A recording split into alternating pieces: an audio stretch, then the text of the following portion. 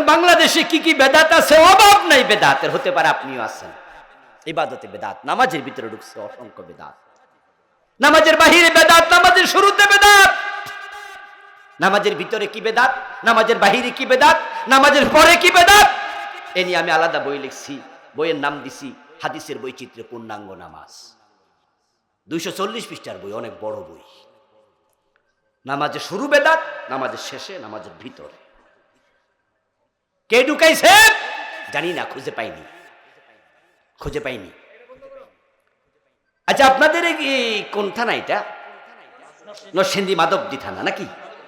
আচ্ছা, মাধবদী থানা ইমাম ভুল করলে লোকমা দেন না?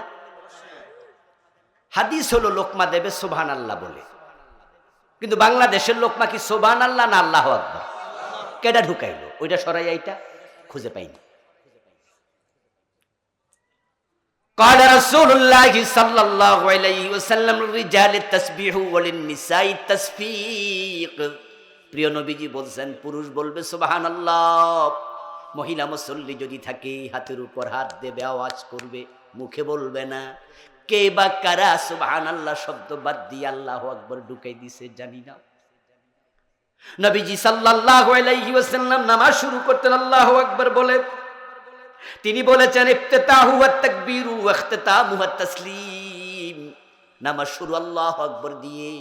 হযরত আলী থেকে বর্ণিত হাদিস সহিহ মুসলিমে এসেছে, ইযা কাব্বারা সুম্মা ক্বালা ইন্নী ওয়াজ্জাহতু ওয়াজহিয়া লিল্লাযী ফাতারাস সামাওয়াতি ওয়াল আরদা হানিফা।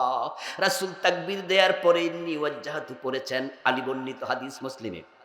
রাসূল তাকবীর দেওয়ার পরে সুবহানাকাল্লাহুম্মা বিহামদিকা এটা পড়েছেন।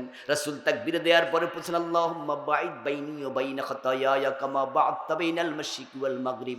সানা হিসাবে একাধিক দোয়া, কিন্তু কে বা কেডা ধাক্কাইয়া এডারে মুসাল্লার দোয়া বানাইছে। তাকবীরের আগে ইন্নী ওয়াজ্জাহতু রাসূল পড়েছেন, কোনো প্রমাণ নাই, কিন্তু বাংলাদেশে কত পার্সেন্ট যে পড়ে হিসাবই নাই।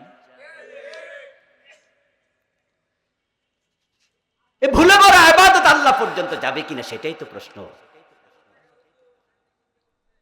আমার বন্ধু, আপনি তখন বলবেন যে, আপনি যখন বলবেন যে হুজুর আচ্ছা না হয় আজানের আগে একটু দুরূদ শরীফ পড়লাম, বালা জিনিস তো, অসুবিধা কি? ঈদে মিলাদুন নবী না হয় একটু করলাম, খারাপ কি? রাসূলের আগমনে আনন্দ করছি। আচ্ছা, আমি কইলাম আচ্ছা করেন করেন করেন। তো হুজুর 10টা বেদাত বানাইলো, আমি 10টা, উনি 10টা, উনি 10টা। 2-4-5 বছর পরে এত বেদাত হবে, আসল ইসলাম কোনটা এটা চিনাই যাবে। এজন্য মানুষ যখন বেদাতি হয় আল্লাহ রেগে যায় যে আমার নবীর ইসলাম তুই কেন চেঞ্জ করলি? তোর নামাজ কবুল করবো না, রোজা কবুল করবো না, হজ যাকাত কিচ্ছু না। এখন বাংলাদেশে যে বেদাতগুলো আছে এগুলো চিহ্নিত করবেন, নিজের ভিতরে থাকলে তাওবা করা দরকার আছে না নাই? আমি 38টা লিখছি, আমার ড্রাইভারের কাছে বইগুলো আছে, যাওয়ার সময় নিবেন, পড়বেন। 2টা চলে গেল।